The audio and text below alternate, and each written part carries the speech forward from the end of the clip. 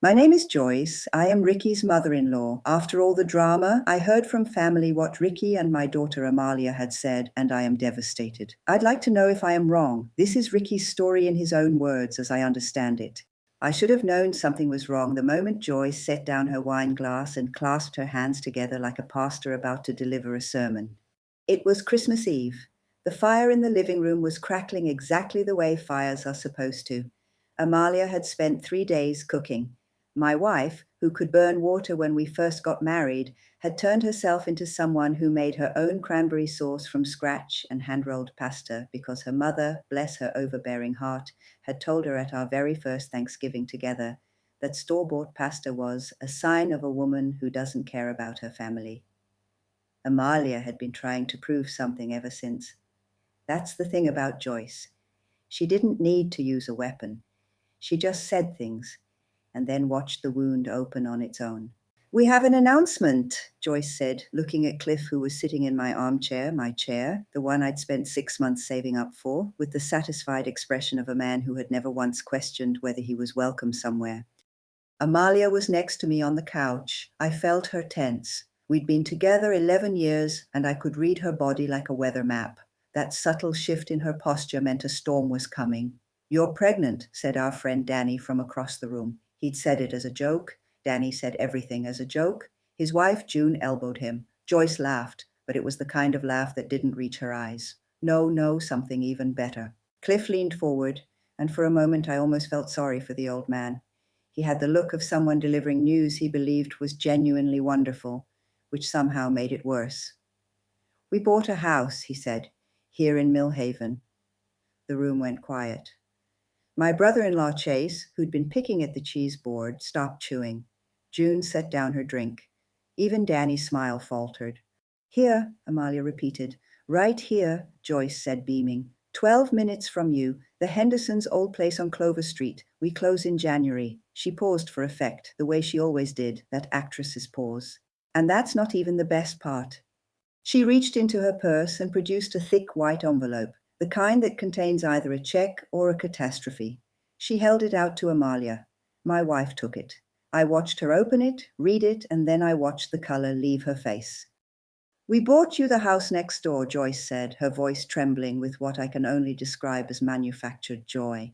"It came up for sale 2 weeks ago. We moved fast. It's your Christmas present, sweetheart. You and Ricky, a brand new home right next to ours." I remember thinking very clearly in the silence that followed, this is the beginning of the end of my life as I know it, and I was right. Here's the thing about receiving a gift you didn't ask for and don't want. You're not allowed to say so. There's no socially acceptable script for "thank you for purchasing real estate near my home without asking me." The gift is so large, so intrusively generous, that any objection to it makes you the villain. I knew this the moment Joyce, my mother-in-law, said it. I could feel the trap close around me like a hand. Amalia started crying. To Joyce, it looked like tears of gratitude. She hugged her daughter, and Cliff, my father-in-law, shook my hand. "Welcome to the neighborhood," he said, with a wink that made my stomach turn. Later, after everyone had gone home and the kids were in bed, Amalia and I sat at the kitchen table in the ruins of all that beautiful food she'd made. "Say something," she said. "I don't know what to say." "Ricky." "Amalia." I looked at her. She looked at me. They bought the house next door. The house next door. Ricky, do you understand what that means? I know what it means. They'll be able to see into our backyard. They'll be able to see when we wake up, when we go to bed, I know. They can just walk over whenever they want. There's no flight to cancel, no drive to plan. There's just them, 30 feet away, forever. She was quiet for a long time. Then she said, "She means well." That sentence right there. 11 years of marriage, and those 3 words were the fault line running underneath everything. She means well. I had heard it so many times it had started to feel like a door closing in my face. "She does things without asking," I said. "She gives advice that wasn't requested. She shows up without calling. She makes you feel bad about your cooking, your housekeeping, your parenting, your career choices, and when I say anything about it, you tell me she means well, and now she has bought property adjacent to our home, and she didn't ask us, and she's expecting us to be grateful, and you are going to tell me, Ricky, that she means well." Amalia's eyes were wet. "What do you want me to do? Tell them to sell it?" "Yes, that's exactly what I want." She looked at me like I'd suggested we burn the house down. She's my mother. "I know. They spent, Ricky, I don't even know what they spent. It's a 4-bedroom colonial. I know what they spent and I know why they spent it. It wasn't for us, Amalia. It was for her." She didn't answer. I went to bed that night and lay in the dark, staring at the ceiling, and understood, with a clarity that felt almost peaceful, that something had to be done. I just didn't know yet what that something was. They moved in on a Tuesday. I know it was a Tuesday because I had a very important client meeting that morning, a quarterly review that I'd been preparing for since November. I know it was a Tuesday because when I came home that evening, there was a casserole dish on my front porch with a note that said, "Welcome to the neighborhood, Mom and Dad," in Joyce's handwriting, which used little circles instead of dots over the letter I, which I'd always found aggressively cheerful. The casserole was chicken and rice, Amalia's least favorite meal. I stood on the porch for a moment and looked at the house next door. There were lights on in every window. Through the kitchen window, I could see Joyce moving around arranging things, already at home in a way that felt, I don't know how else to say this, territorial. She saw me and waved. I waved back. That was the beginning of the waving. Every morning, Joyce would appear in her kitchen window around 7:15 and she would wave, then I'd wave. It was cheerful and neighborly, and it made me want to put curtains over every window in my house and never look outside again. By February, the drop-ins had started. The first time it was to borrow olive oil. She knocked on the door on a Saturday afternoon while Amalia and I were in the middle of an argument, nothing serious, just the ordinary friction of a couple navigating a shared life. And when I opened the door, Joyce looked at my face and said, "Is everything okay? You look stressed." Then she came in, sat down at the kitchen table, and stayed for 2 hours. "You have to say something to her," I told Amalia that night. "I will." She didn't, not that week or the week after. The second drop-in was to show us a recipe. The third was to ask if we'd heard a strange noise the night before. The fourth was to bring us some tomatoes from a farmer's market she'd visited and to rearrange 2 items on our kitchen counter while she was putting the tomatoes down, and to mention just gently that the layout wasn't very functional. I'm not a violent man, truly I'm not, but in those months, January, February, March, I felt something building inside me that I didn't have a name for. It was a slow accumulation of grievances, each one small enough to dismiss on its own, together forming something that felt like concrete hardening in my chest, so I started keeping notes. I don't know why I started the notebook. Maybe it was because I needed to prove to myself and eventually to Amalia that I wasn't imagining things, that the intrusions were real, frequent, and they were patterned. I used a black moleskin I'd bought for work notes and started recording dates, times, and descriptions of every uninvited interaction. January 14th, Joyce drops off casserole, stays 25 minutes, asks about Amalia's job promotion, expresses concern that Amalia is taking on too much.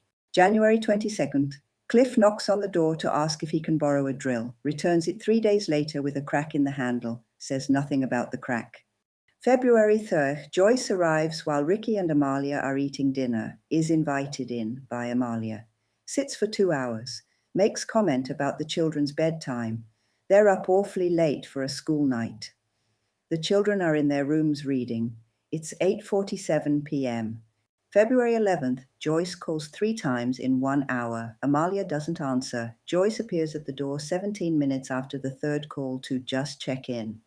And so on. Page after page. A chronicle of small invasions, each one justifiable in isolation, each one, in aggregate, amounting to something that felt like an occupation. I showed the notebook to my friend Danny in March when he came over to watch a game. "Bro," he said, turning the pages slowly, "I know. There are 43 entries. 47 now," I corrected. He closed the notebook and set it on the coffee table, looking at it like it was a piece of evidence in a trial, which in a way it was. "What are you going to do?" "I don't know yet," I said. But that wasn't entirely true. The shape of something was beginning to form. "Have you talked to Amalia?" "I've talked to Amalia every week for 4 months. She listens, agrees, says she'll say something, and then Joyce shows up and she turns into a different person. She can't do it. She loves her mother, and I understand that. I do. But I can't keep living like this. Danny was quiet, then said, "What does she actually want? Joyce, what's the end game?" I thought about it. She wants proximity. She wants access. She wants Amalia within reach at all times. She doesn't know she's smothering us because she thinks love looks like presence. She thinks if she can just be close enough, she can control the variables. That's a pretty sophisticated read. I've had 47 entries worth of time to think about it. The breaking point came in April.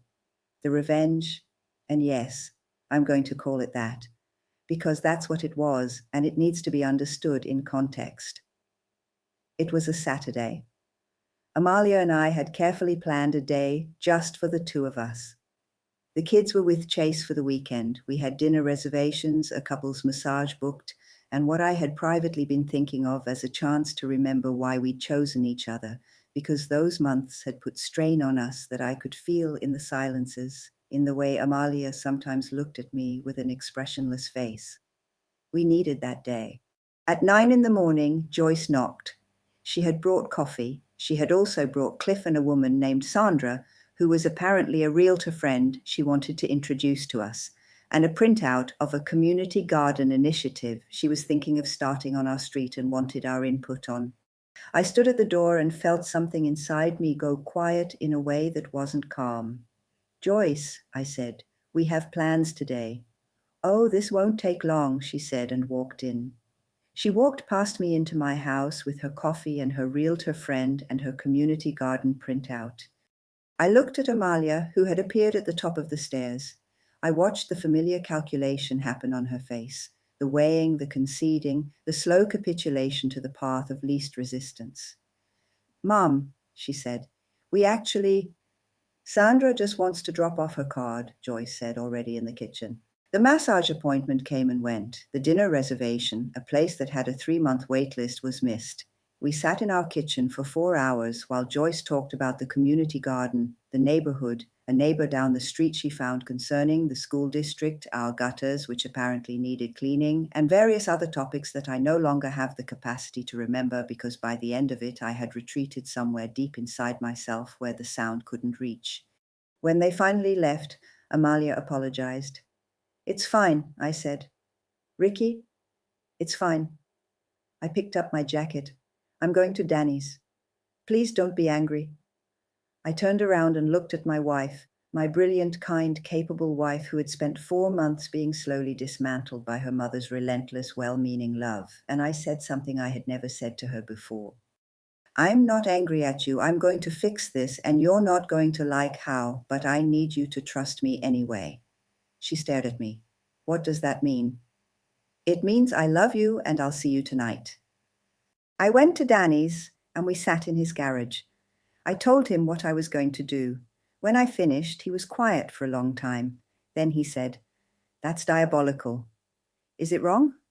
After a pause, he said, No, I don't think it is. I've thought a lot about whether what I did was right. I still think about it, but not with guilt.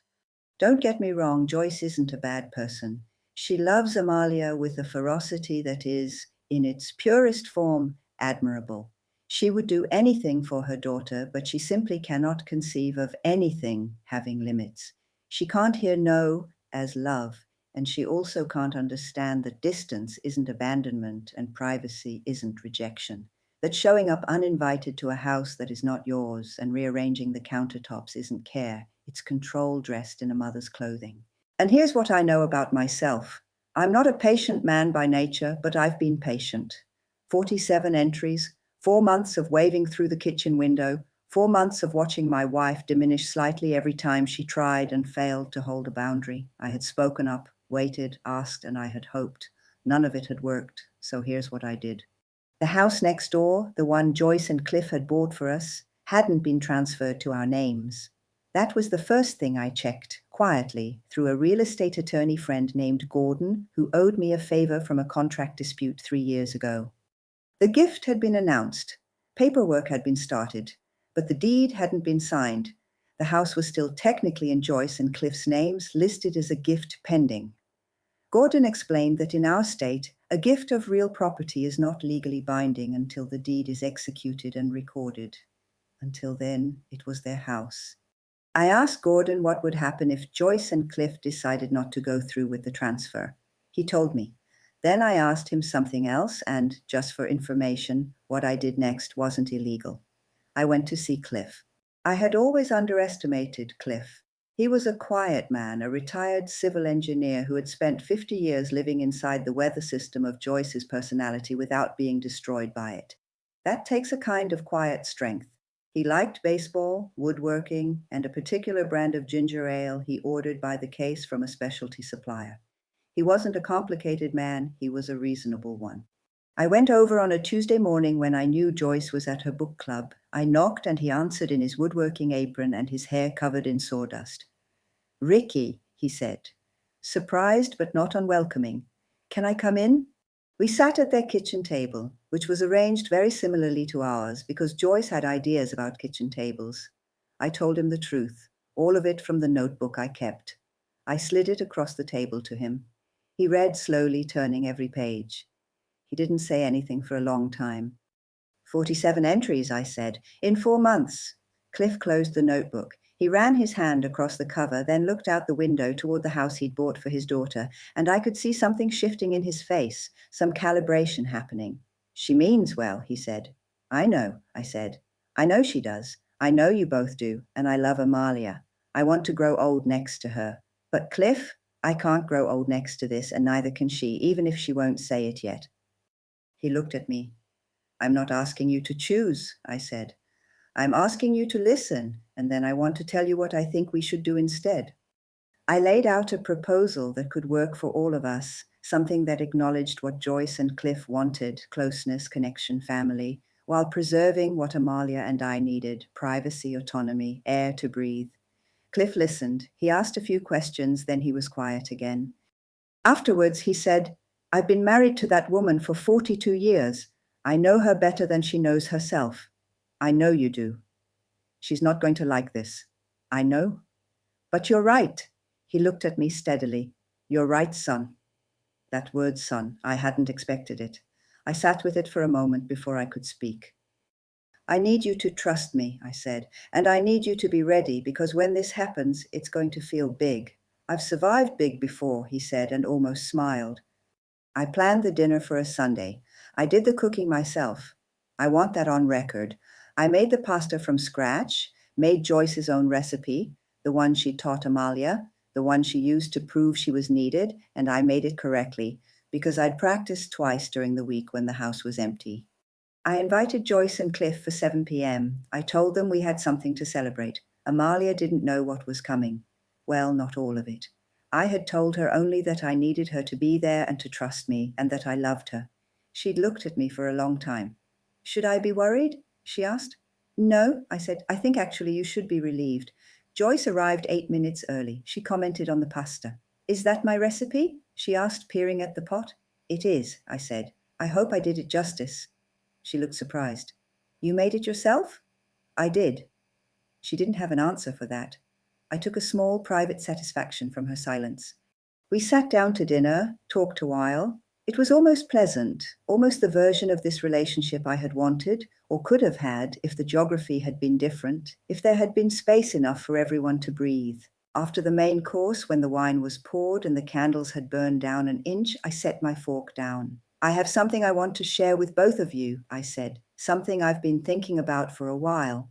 Amalia looked at me. Joyce straightened slightly. "We love you both," I said, "and we are so grateful, genuinely grateful that you wanted to be closer to us. I understand that impulse. I want that closeness for our family too. I do." Joyce softened. That was the thing about telling the truth. It was disarming. She had been braced for something, and now she wasn't quite sure. "The house you bought us," I continued, "is a beautiful house, and the intention behind it is one of the most generous things anyone has ever done for us." I paused. "But Amalia and I have been talking." I looked at Amalia. Her eyes were wide and searching. I held her gaze. "I love you. I'm doing this right. And we've realized that what we need as a family is structure, not distance. Ways of being together that work for all of us. ways of being present that don't accidentally undo the very connection you're trying to build. Joyce opened her mouth, but I kept going. I've spoken with Cliff about this, and together we've come up with an idea. The house next door, we'd like to decline it. Not because we don't love you, because we do, and because accepting it, as things stand right now, would end up doing damage that none of us want. The room was very quiet. Instead, I said, we'd like to propose something. Sunday dinners, here or at your place every week without fail, a standing date, family game nights once a month, a real relationship with rhythm and intention, but with the understanding that our home is our home and yours is yours. And we call before we come over. We give each other that basic respect. I reached into my jacket pocket and pulled out a single sheet of paper, a family agreement with 4 bullet points. Gordon had helped me word it clearly. I set it in the center of the table. Joyce looked at the paper, then she looked at Cliff. Cliff met her gaze with the steady, quiet look of a man who had made a decision. Cliff, she said, he's right, Joyce. His voice was gentle but absolute. We talked, and he's right. Joyce looked at me, then she looked at Amalia. Sweetheart, she said. Her voice had become uncertain. Amalia's eyes were full of tears, but she was sitting straight. Something in her had straightened over the course of that meal. Mom, she said, I love you, and I need this. I need Ricky. I need our home to be ours. Joyce was quiet for a long time. Then she picked up the pen I'd placed beside the paper, and she signed it. The house next door sold in September to a young couple who have a toddler and a golden retriever. They wave at us from the driveway in a way that feels uncomplicated and kind. I wave back and feel something I can only describe as lightness. Joyce and Cliff found a place 8 miles away, in a neighborhood with a community pool they both love. It's far enough to require intent and close enough to make it easy. That distinction, I've learned, is everything. Sunday dinners have become, and I say this without irony, the best part of our week. Something happens to Joyce when she's a guest rather than a presence. She brings wine, she asks questions and listens to the answers. She has told Amalia more than once that the pasta I make is better than hers. I know she's lying, but the fact that she says it tells me something is healing. Amalia and I haven't become perfect people. I still have a temper I don't always manage well, and she still sometimes chooses the smooth path over the honest one. We are works in progress. We are what we have always been, 2 people choosing each other every day, in a world that doesn't always make that easy. The notebook is in a drawer in my office. I haven't added to it since April. I keep it as a reminder of what it cost me to stay quiet too long, and of what it cost us both to finally speak. Revenge, I've come to understand, isn't always fire and wreckage. Sometimes it looks like a piece of paper set in the center of a dinner table. Sometimes it looks like a man sitting across from his father-in-law in a workshop full of sawdust and deciding to tell the truth. Sometimes the most devastating thing you can do to someone who has invaded your life is to simply take it back. I took mine back, and it was worth every quiet final step. Drop a comment below. Have you ever had to deal with boundary-crossing family members? How did you handle it? And if you believe Ricky had the right to do what he did, hit that thumbs up. We'll see you next time for another Story Junkie original.